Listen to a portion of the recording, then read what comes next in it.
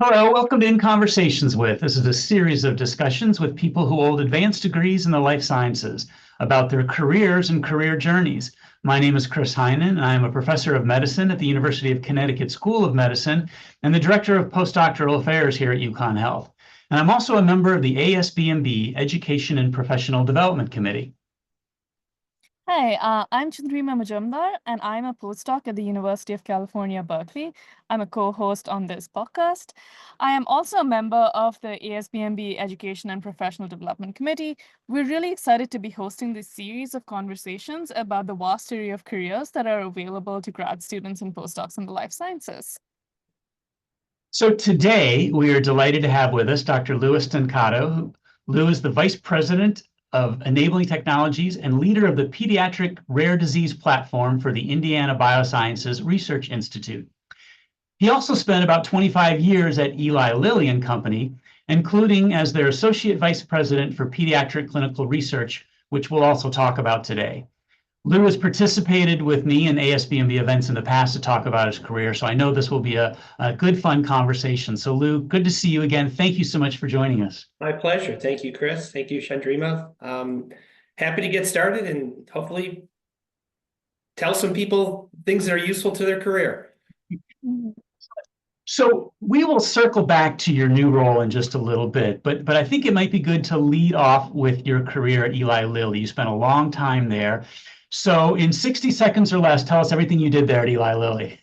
I've worked on literally everything from the very beginning to the very end of drug discovery, research, and development. So I've had the fortune of being able to work in the preclinical space, the translational space, and then finally in the clinical space. And it was at Lilly, as I was working on my day job, so to speak, that I became just infected with the desire to help children with cancer, which then launched my career both at Lilly and now to the IBRI in a direction that I had never anticipated. So I'd like to think I have a pretty unique perspective on pharmaceutical research and development, given that I've worked in so many areas within a very large pharma. Yeah. So maybe we can, obviously, we don't have time to dive into everything you've done there, but maybe we can dig in a little bit deeper to some of the specific things that you did. And maybe it might be helpful to kind of begin at the beginning, talk about sort of how you started out, and then maybe a little bit of the transitions that you took along the way. The very beginning was something I never anticipated. I was getting ready to go on vacation with my wife, and I was a postdoc at the NCI. And I remember submitting my CV to a number of job openings. And we went on vacation. I came back, and there were a number of recordings on my home answering machine. For those of you who don't know what that is, that's actually an analog device that connects to your phone that you press a button and it plays the tape. And I remember there was a request for an interview from Eli Lilly and Company at a small site down in North Carolina, which at the time was called Sphinx Pharmaceuticals. It was a small biotech that was bought out. And I went and took the interview, and I loved the place. I loved the spirit. And I ended up doing something that I never, ever anticipated I would be doing. It was a completely different field, completely different concept from the work I had been doing at the NIH, and I just loved it from the start. So that's what opened the door to Lilly, was at a small site with a number of young career professionals, people who are just starting out with their families, et cetera. So it was like the perfect opportunity for me to come in and learn the very, very beginning of drug discovery, high throughput screening of thinly validated targets, identification of molecules that then moved along to hopefully one day become drugs. It was really a fascinating time, and I did that for about 7.5 years. So this was a lab, sort of a bench research job initially. It was a hybrid. There was some bench research, but I was really expected more to lead other scientists, lead screens, high throughput drug screens, hundreds of thousands of chemicals tested against a single target, identify sort of a needle in a pile of needles kind of thing, and then move it along. So it was really my first introduction to moving out of the lab, to be honest with you. Oh, that's really interesting. So you mentioned this is quite a bit different from what you'd done before in your postdoc. Can you talk a little bit about how you made that transition, how you I guess you had to learn a lot of things on the job. So how was that training process? How did that go? It was on the run, and I learned one very important lesson literally on my second day. And I hope the listeners, I hope this resonates with some of them. I came in, PhD, had been very proud of his accomplishments, great postdoc, went into this job, thought I knew what I was doing, and I immediately realized I did not know what I was doing in this job. I was not trained specifically for what they wanted me to do. I was trained to be a scientist, to think on my feet. And suddenly I went from sort of lone wolf working on my own to working in a team. And I remember sitting down on day 2 with a scientist who was an associate scientist, meaning he didn't have his PhD, he could have a bachelor's or master's. And his name was John Rice. And he sat me down. He said, we can do one of 2 things, our job, our relationship. One is you can come in every day and tell me how to do my job, and I will do it. And we'll move things forward. And I won't offer my advice and I won't offer my opinions. You're the boss. That's the way we'll go. Or we can make this a partnership. You can let me make some decisions, call some shots because I have more experience in this. We'll work together and we'll probably have an even better or more positive outcome. And from that, I took door number 2 for sure. And that just opened up my eyes from that moment and throughout really the entirety of my career, is to never, ever discount anyone you meet along your career journey. Everybody has something to offer you. Even if you think they don't, always keep your mind open, your ears attentive, and you will learn and you will become better for it. And so through that training from John, he then would bring me into the lab and show me his secrets and his tricks. And I learned the intricacies of how to design assays and run high throughput screens in a way that I never would have gotten from reading a journal article or just sitting from 10,000 feet above and watching other people do the work. And I really think it made me a better scientist, stronger scientist, better person, and ultimately a better supervisor.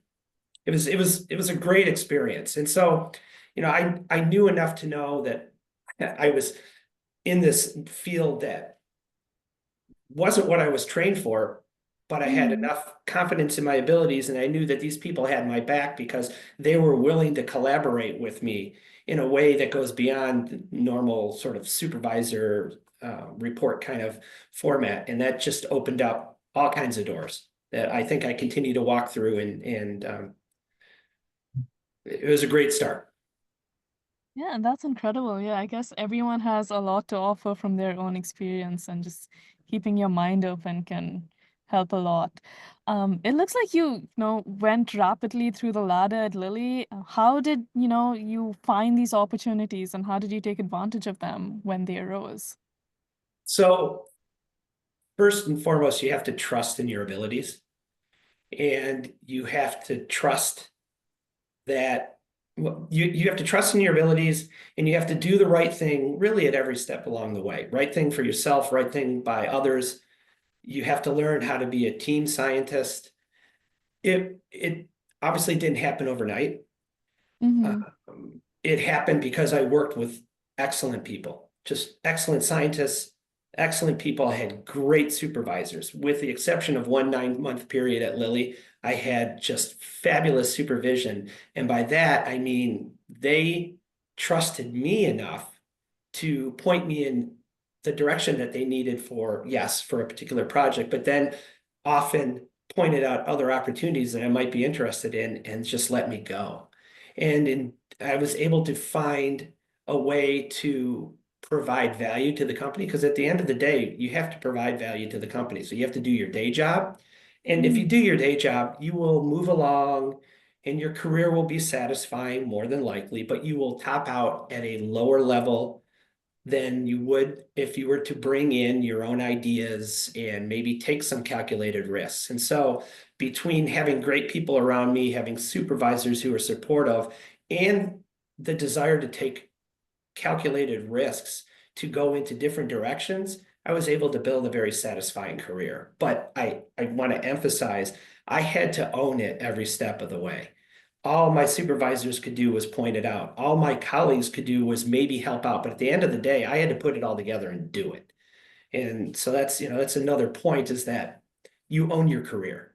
Nobody else owns it. And you do well to remember that. And if you're going to wait for something to happen, you might be waiting an awful long time.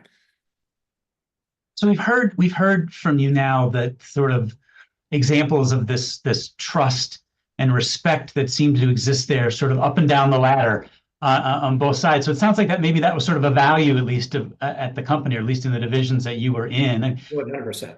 is that, I mean, is that something that you can identify? Is that something you just got lucky when you were there? Is that something you can identify? How do people sort of figure out the true values of a company and figure out that this is a good place for, for me? Yeah, that's a tough one. Yeah, I think I got lucky, but I also think we gravitate towards people who are like-minded. And in a large company, there's such diversity of everything, just diversity across the spectrum, and in particular, diversity of thought and how one interacts with others. There are some who are the gunners, like, oh, everything they did was self-aggrandizing. I want to stand out. I don't want to work with them. They're the ones who left bodies in their wake. And then there are those who just kind of wanted to work on cool stuff and be part of something bigger, something exciting. And those are the people I wanted to work with. And it sort of organically just happens.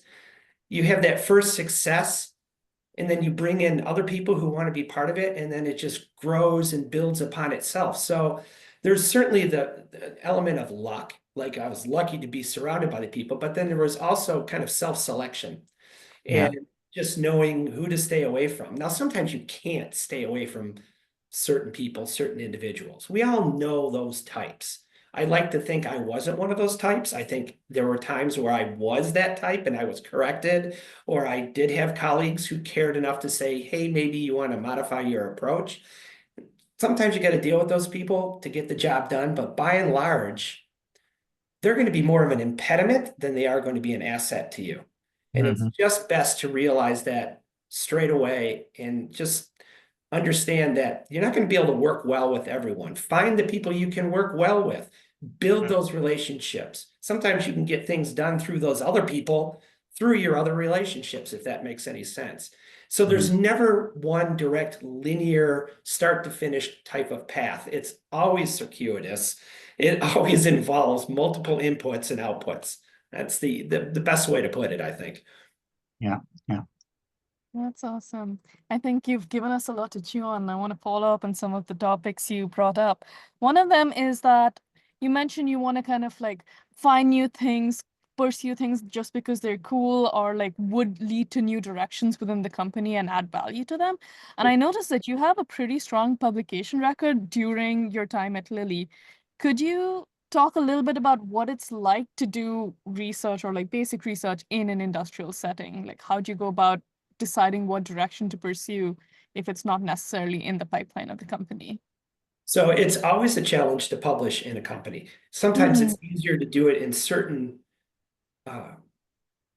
phases of development. Like when preclinical, it's often more proprietary. You're working on new things. It's often difficult to publish. So if you're wanting to publish, like I always did, you have to publish a little differently maybe from what you were doing in your academic career. You need to publish on new methodologies, new approaches. When I was doing the high throughput screening, we would publish on assay development, and we would publish on some of the screens we ran and the metrics therein, et cetera. When I moved into a translational research group, which truly was translational from the point of view of we were taking our clinical molecules, learning how to work with them in other disease indications, and then suggest new clinical development. Well, there it was very easy to publish because we were already working with molecules that were patented. So we had a strong intellectual property or IP position. And so that it was in the company's interest to allow us to publish because it was essentially free advertisement for our drugs, for our research. And then that would bring in academic collaborators, et cetera. So really, it depends on where one was, but I was always on the lookout for a publication opportunity because, and I think this is important to realize, when you're in a company, it can become very insular. You think that everything you do and everything you think about is only related to the company. And you tend to forget that there's an outside world of science. I know we read the literature and we collaborate, et cetera, but quite often when you're really barreling down this path of identifying a molecule and moving it closer and closer to the clinic, you kind of put the blinders on so you don't lose sight of anything along the way. It's very easy to do that. And I think publication always kept me grounded because, quite often you'd send something out and it gets rejected. We all get that bad review sort of thing. But it helps you sort of reframe what you're doing through the eyes of somebody else and makes you realize you're still part of something bigger. And I always love that. I love that feeling. I never wanted to lose that feeling. And I was fortunate again to have supervision that encouraged it and allowed it. And then the big thing was once I reached a certain level, I was able to get postdocs. And I would never bring a postdoc into a work situation unless I was certain they could publish. So I always made it clear up front to my boss and to the postdoc that they're here to publish and we have to allow them. So we would have them work on publication ready types of opportunities. And let's think about that. I'm sorry, finish thought. No, did that answer the question? I'm sorry. I kind of It did, yeah, it did. Thank I just you. want to follow up on the postdocs, because that might be something our listeners would be interested in learning a little bit more about in terms of what the industry postdoc means, what happens to those people when they're done, what are their goals for taking a position like that, et cetera. Their goals, typically they come into an industry postdoc because they're interested in going into industry, into drug development. Yeah. And it is a fabulous way to get your feet wet in industrial science. When I first started with postdocs at Lilly, we were basically not hiring our postdocs, which I never really understood. Then about halfway through, and maybe my second or third postdoc, then we started looking at it like, well, wait a minute, we're throwing out the door, or sending somebody out the door, someone that's well-trained, understands the system. Why don't we use this as sort of like an apprenticeship? Yeah. Which is exactly what it became. And all the 4 postdocs, I had 5, but the last one we can't really get into because the whole oncology organization detonated and the poor guy just got caught in the back, in the backlash, unfortunately, but he ended up on his feet. But the other 4 all one went to St. Jude and is doing a lot of the work we did in the lab. And the other 3 went into industry. And some had opportunity. One of them stayed at Lilly and she's progressed to a really good level. And she used that Lilly experience to grow and build upon, and has put together a really nice career. So to put it directly or succinctly, Chris, it is a good way to learn about industry science and to see if you're a good fit for them and they're a good fit for you. There just aren't a lot of those opportunities and they're highly competitive. Yeah. So for like a PhD graduating, in a few months or so, if they are faced with, the idea of going after an industrial postdoc or a more traditional scientist role, what would they expect the differences to be like in terms of what the work would be, their day-to-day lives, and so on? A lot of the work is the same. It's a lot of the same techniques, same methodologies. Obviously, in industry, if they're looking for postdocs, you have the benefit of deeper pockets. You have the benefit of being able to put your fingers into many different pots. That was one of the neat things. My last postdoc, she ended up at AstraZeneca in clinical development. And we positioned her postdoc to allow her to do the bench work, but then she also went and sat in on clinical meetings and became versed in the clinical side of things because that was what interested her. You can't necessarily, or you don't necessarily get that in an academic postdoc. You kind of go in, you have your project or projects, and maybe, through collaboration, you'll become exposed to other things. And so you're really focused on your science in hand, but it doesn't open your eyes, in my opinion, as I understand it, to the myriad roles that are necessary for moving drugs from concept to the market, which is what the industry postdoc can and should do. And so it really comes down to having exposure to things that would otherwise not be available to you. That I think is one of the strengths of an industry postdoc. Yeah, I think that's fair to say. Yeah. So there must be PhD scientists though that get hired to a place like Lilly without going the postdoc route. The majority. If you're that same graduating student and you're asking yourself, well, should I just apply to a job at Lilly or should I try to get on this postdoc track? I mean, what would be the difference there? So you're saying coming directly out of graduate school? Yeah. Yeah, I have this conversation with a lot of PhD trainees or newly minted PhDs, and they all want to go right for the job. Okay. It's very difficult to go right for the job.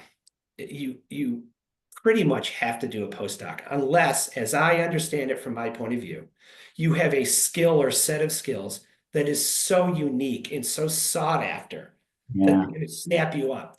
But by and large, the competition is so fierce now, and this is what I tell these young scientists. What are you going to offer that others aren't offering? How will you stand out first pass on a sheet of paper, your CV? And then once you get past that, which is very difficult, how are you going to set yourself apart? Have you published a lot? Have you published just a little bit, but some really in-depth science that shows the depth and level of your scientific acumen and rigor? Like, what is it about you that will allow you to stand out? It's very tough to do that coming out of graduate school. When you recommend a postdoc, you're not necessarily just talking about industrial postdoc. You're talking about any postdoc. Any postdoc. Yeah. I think, and any postdoc outside of where you came from in particular. Right. Right. Go see another part of the world and science somewhere else. Absolutely. Absolutely. Just expose yourself. That's really that's just so crucial. Diversity of thought comes from diversity of exposure, learning other people, other methods, other places. But do that postdoc because it's damn hard to get into these, and especially big pharma. Big pharma is going through a little contraction. It's boom and bust with big pharma. Now we're contracting a little bit, and then it'll come back. And then, I will say that graduate students might have a better chance of finding a biotech job. Some smaller companies looking for somebody with certain skill sets. Yeah.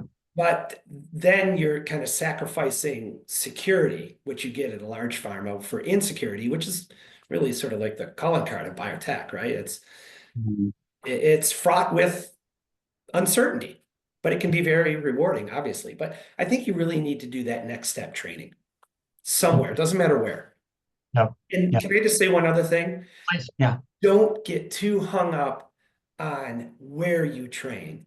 It's not, yes, everybody wants the big lab and the big, there are, I've hired people from literally all over the United States, from universities that are very solid universities, but you wouldn't, they're not necessarily Harvard or Yale or Stanford, whatever. They're good, solid universities. You know what? They train good, solid scientists. Yeah. And these scientists went to these universities and did really good work. And that's what stands out. It doesn't, sure, the bigger names may give you a little more of a bigger profile, more prominent profile, but in the end, I don't know how much it really matters. I really don't. Just pick a good, solid place to do good, solid work and work hard. And like we said at the beginning, own your career from that moment and take advantage of your opportunities. Yeah. I want to dig a little bit deeper into how you stand out when you're applying for a job. You've obviously been part of hiring many people. You just addressed that a little bit in terms of hiring postdocs and hiring people from all over the US. When you see a candidate's CV or cover letter, when you meet them in person, what qualities make them stand out to you? Their ability to communicate first and foremost. Can they communicate both written and verbally? If the CV is a mess, I don't care what's on there. I'm not dealing with it. If it's fraught, if the cover letter is fraught with typos, if it clearly hasn't been proofed, and I understand English is not everybody's first language. However, go and find somebody who can help you make a better product, because then that helps you and it demonstrates, you have the wherewithal to overcome, to put out your best work. I think communication is just so important, and don't embellish, don't lie, don't oversell yourself. I remember one CV that came in where this person had like 2 pages of poster presentations, and like 7 or 8 were the same one in multiple venues at like small local types of conferences or get together. Like, don't do that. Don't oversell. Mhm. Just show who you are, be succinct, be accurate, and just be a good direct communicator.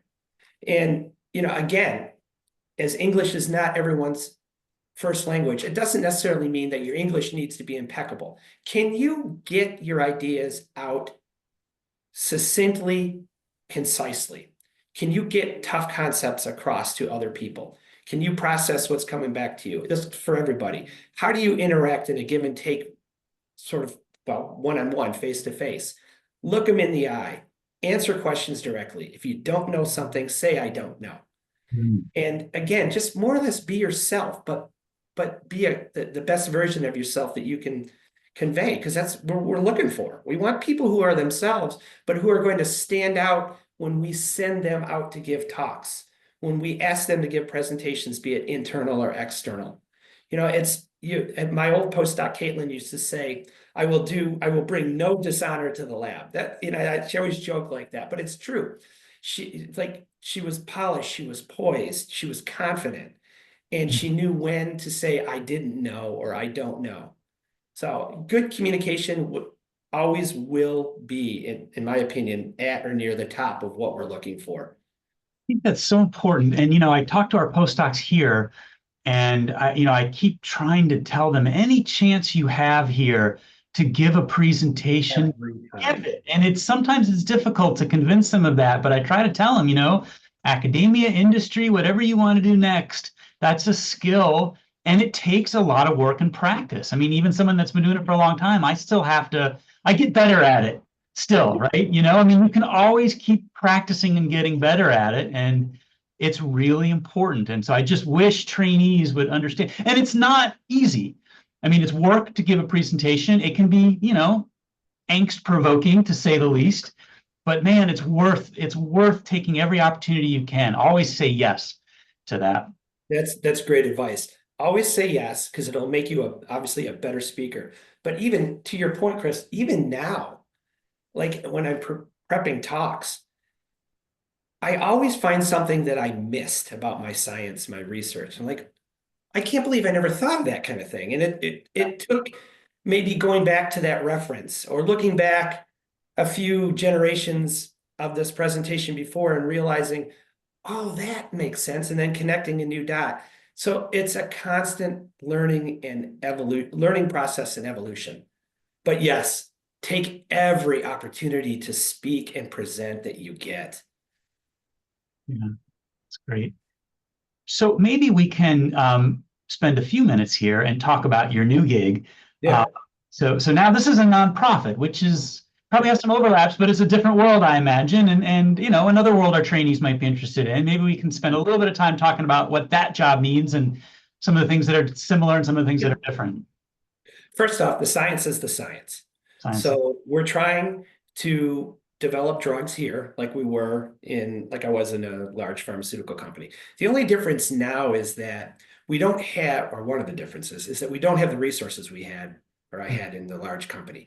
I'm reminded almost daily of how I had an embarrassment of riches at Lilly. Like when I wanted to run in vivo experiments, I had fabulous in vivo partners who we would sit down, design a study, and 2 weeks later, the study is off and running. And I didn't have to worry about anything. They took care of it all. And I didn't have to really worry about cost, all of that. Now, a little more scrutiny over what we do. There's a little more of my involvement in certain parts of the process. But at the end of the day, the science is still the science. We just don't have as deep of pockets. We don't have the revenue that large companies have. But so we find ways to support ourselves through multiple avenues that we don't have to get into. At the end of the day, we're a nonprofit, and we're a nonprofit whose goal is to identify molecules that can help people with various diseases.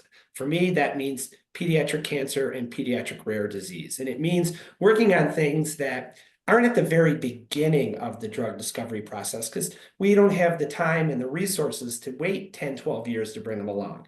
So what can we work on? What are the sort of niche opportunities that we can identify and develop, things that have been left or forgotten? And when you talk about things that are forgotten. I hate to say this, kids with cancer are forgotten. They are simply forgotten in the biopharmaceutical industry. There's no other way to put it. There's no money to be made treating kids with cancer. And as a result, they fall through the cracks. They get hand-me-down drugs. So I'm looking really back in my past for opportunities that maybe could have helped kids that we turned our back on for a variety of business reasons, and that's fine. And we've identified in particular one of those where we're looking at metastatic sarcoma, which is just a death sentence for children. And I worked on something from many years ago that we had to scrap for a variety of reasons, and that's fine. That was a business decision, but we're resurrecting it now, and we have a path to the clinic. I could only do that here. This kind of place, because we are really sort of a neutral broker, if you will, between academia and industry / the clinic. We kind of coordinate and integrate activities from across those different venues, if you will, or however you want to put it, to build something that we can then take to clinical development that probably wouldn't have been done otherwise. The academics, no offense to you guys aren't the best at drug discovery. You guys are really good at deep science, but turning deep science into drugs is an art in and of itself. Yeah. It's like industry scientists don't always have the depth that you guys have to really understand the disease state or the target of interest, whatever, that we don't put the effort into really understanding everything about it. So we kind of fit in the middle of this because, collectively we have like 200 years of drug development experience in our leadership team. I mean, I have 26, my boss has 30 colleagues, down the line. So we've all put drugs in the clinic, and some have been fortunate to see them go to the market. So we know how to do that. We know how to then interact with our academic colleagues, with our clinical colleagues, and sometimes when we have to, with our industry colleagues, to put things together and move things along. And so it's a different process in that sense, because we don't own every aspect of it. We own certain parts, and then we rely on partnerships. It's actually more complicated than it was in my old job, because there you could paper over anything with money. You just had to throw more money at a problem and typically overcome it. Here, we don't have that luxury. So we have to be a little bit smarter, a little more savvy, and a little more communicative and collaborative. How unique is it what you're doing and the place that you're at, do you think, from what your knowledge? Extremely. Yeah. I just don't see many places around the country like this. It's a very unique institute in that regard. And I'm fortunate to be here. I'm fortunate to be able to follow my passion. This is the only place I could think of that I could follow this passion without maybe having to raise a whole bunch of money to, through venture capital to start a company. Again, start a company to help kids with cancer. Sounds great, but it doesn't really play well to investors. And it's a horrible thing to have to say. I hate it. Yeah. But this gave me an opportunity to go after something that maybe I would otherwise never have been able to do. And just one other thing is, in doing that, I've been able to connect with other groups in particular, the IU School of Medicine, because I have an adjunct faculty position at IU. And so that allows me to interact in a little bit more meaningful way with colleagues at the School of Medicine and identify new opportunities for, again, the forgotten, in this case, the kids with rare pediatric diseases. And again, no money to be made, but maybe there's funding to be found, or there's philanthropy who just wants to see children helped in some way, and they're looking at us to do it.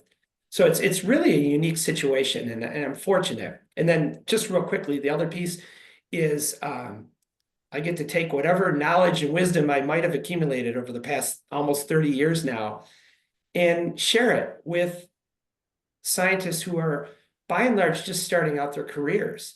And that is so much fun. In fact, just today I had a new postdoc start. And, in the past 6-8 months, we've hired a couple of staff scientists, PhD level.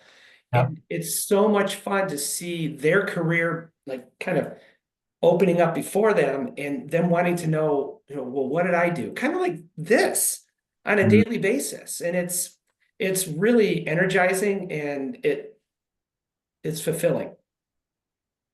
And then finally, the last thing is, when I want to give a talk, or if I want to write a paper, I can do it last minute and I don't have to ask anybody to approve it. I can just go ahead and do it. In industry, you have multiple levels of approval and things get stifled and shot down all the time. So it's definitely, it's liberating. Yeah. Yeah. That's absolutely incredible. And like, this is such important work and so widely overlooked. So I'm so happy that you found a way to do this. And obviously you're very, very passionate about it. Could you talk a little bit about like, what is your favorite part of your job? The favorite part is knowing that I have the opportunity, two parts. One, knowing that I have the opportunity to truly make a difference in a kid's life through the work I'm doing. Like I can see it. I know that what I'm working on, if we're right, it will go to the clinic. Now, whether it works in the clinic is another story, but at least I'll know I have given my best shot Mhm. at the title. And for me, the title is getting into the clinic and helping a kid out, maybe boldly saying saving their life. That is what drives me. That, and then the other piece is being able to train people to Mhm. find the success and the passion that I've been fortunate enough to find. And hopefully they can find it too, because I'm really big into this idea of just finding your best self and putting that forward and then seeing where it leads you.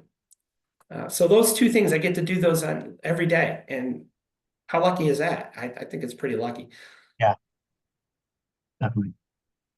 So let's go further back now. Let's go back to grad school, and then you did your postdoc at the NCI, I think you said. And so, I guess for starters, I mean, the idea of working, having this career in industry like you have, when did that come into the picture? When did that idea kind of begin to formulate in your head that maybe that's my path?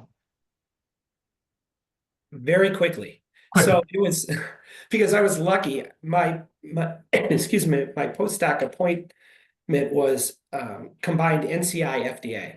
And I was in the FDA building of it. My ultimate supervisor was somebody in NCI and like a branch chief. But I did all my work at FDA. So I became exposed to some of the things that FDA did. And like pharmaceutical companies coming in, I was in CBER, Center for Biologics Evaluation and Research. It was all about antibodies, large molecules, and the regulatory aspects. And just started listening to my colleagues and paying attention, like, oh, that's pretty cool stuff. And then I knew I wanted to be in cancer research. And then I was listening to what they were doing, and I was starting to play around with small molecule inhibitors, which at that time there weren't a lot of them, like kinase inhibitors in particular. And it just clicked, like this is what I want to do. I mean, I knew it. I just knew that's what I wanted to do. And so that was it. So did you pick a postdoc with that in mind, or it sort of emerged from that? Okay. You emerged from that. The postdoc actually just happened through happenstance because we collaborated with a lab at FDA when I was at Michigan. Yeah. And we invited the speaker in. His name was Andy Larner, and we hit it off. And then we collaborated, and then we both literally on the same day looked at each other and said, "Is there a postdoc opportunity here?" And like, yeah, there was. And so that's what led me there. It was Andy and the cool science he was doing, and then the exposure at FDA to the broader pharmaceutical world that really did it. Yeah. Yeah, I think it's a theme that we're already beginning to hear a lot, and I certainly know it's true that this idea that you can map out how this is all going to work is rarely, if ever, true, right? And it's just sort of like just keep doing the next cool thing, and be open to the possibilities and see where it takes you. I mean, there's a whole heck of a lot of that happens. There is, and I just want to say this. I want to make sure this gets out. I want to make sure that people who listen understand that they really need, to the extent possible, to integrate their work into their life. I'm really big on that. Don't forget that you exist outside of science. Don't forget that the other aspects of your life are important in and of themselves, but they also feed back to how good of a scientist you can become. Because if you're happier at home, you have outside pursuits, you have other things that fulfill you, they will help fulfill your scientific needs in your journey. So make sure, smell the roses is another way to say it. Don't lose sight of that. Don't lose sight of who you are and what motivates you in other ways. It's very important.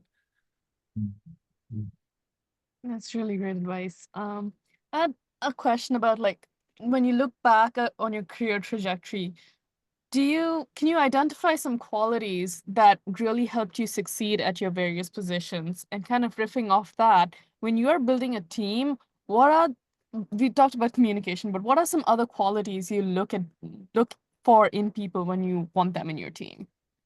So repeat the first question. The first question is, when you look back on your career trajectory, what are some qualities you can identify in yourself that help you succeed? Honesty, transparency,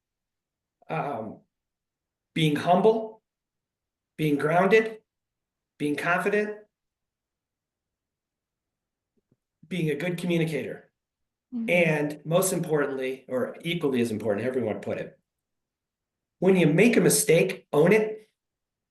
When you get feedback that you don't like, but you know it's true and it's going to make you better, own it, accept it, and grow from it. You're going to make mistakes. You're going to continue to make mistakes until probably the day you die. So learn from those mistakes, own them, and grow from them. Don't let mistakes snowball to the point where then you become ineffective. And when I look at, like, for a team, I always look at personality fit within the team.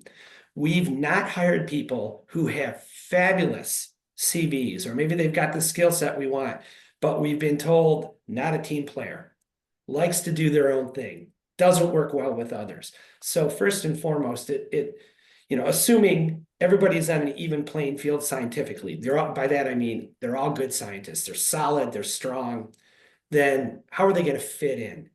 Do they understand, like I just said about work-life balance, and understand that we're all here to do our science, but we're also here to be husbands and wives and fathers and colleagues and people who volunteer and all this stuff. All of that fits together to build that team. The team, it really is, it's true, especially at a small site.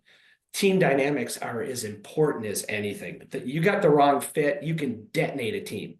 It can just destroy your research. It really can. I love that you put humble and confidence next to each other in that sentence, because confidence and arrogance are not the same thing, right? And so it's also, of course, okay to have doubts and self-doubts, but confidence it's an important thing, and it's something I worry about when I see some trainees. It's like, yeah, of course you can be confident. It doesn't mean that exactly how things are going to work out and you don't have your doubts, but you have to believe you've accomplished so much and come so far. I think that confidence while remaining humble is just so important. Yeah. Something that people keep remembering and reminding themselves that they can be confident, they should be confident. And again, I'll just say it, it's okay to say you don't know something. Yeah. It really is okay. I'm confident in what I delivered to you, but that question, I just don't know, but I'm going to go take a look at it. It's okay. Right. Yeah. But yeah, confidence it's a fine line, right? It's a tough line. You don't want to be overconfident. Cocky in some instances is okay. I don't mind a little cockiness if you're grounded at the same time. You're willing to accept when you made a mistake and learn from it. Yeah. So as we come to kind of a close of this conversation, I always like to ask this question of our guests. Yes. That if you could turn back and meet your younger self, perhaps at a time when he was finishing undergrad or starting grad school, what would you like to tell him specifically about how their career trajectory would play out? That you will get out what you put in. This answers your other question about what do I look for. I tell everybody this: you will get out of your career what you put into it. No one's going to own it. You have to own it every step of the way. You have to be able to identify along the way people who are trying to help you, who want to see your success, and learn from them, build from what they give you, and continue to build yourself. Never accept mediocrity, never accept anything less than your best. And then hold yourself accountable. And if you are really good at holding yourself accountable, then others are going to realize that when you hold them accountable, you're doing it from a place of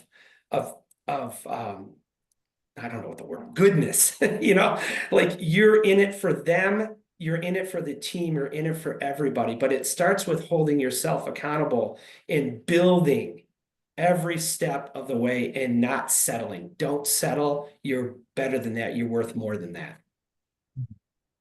That's great, Lou. Thank you. Thank you so much. This was really great today. I think people are really going to enjoy hearing your story and also the advice that you've given. So we really appreciate you spending time with us. I Yeah, really enjoyed it. Always happy to have these kind of conversations. So thank you for the opportunity. excellent. And to our listeners, if you want to continue the conversation, you can visit the ASBMB Active site, where there'll be a thread posted for this episode. You can continue the discussion, ask questions. We will get Lou here to come on at some point and take a look if you have questions for him and or for us, or want to suggest topics for future episodes. We'd love to have that as well. So thank you, everyone. Be well.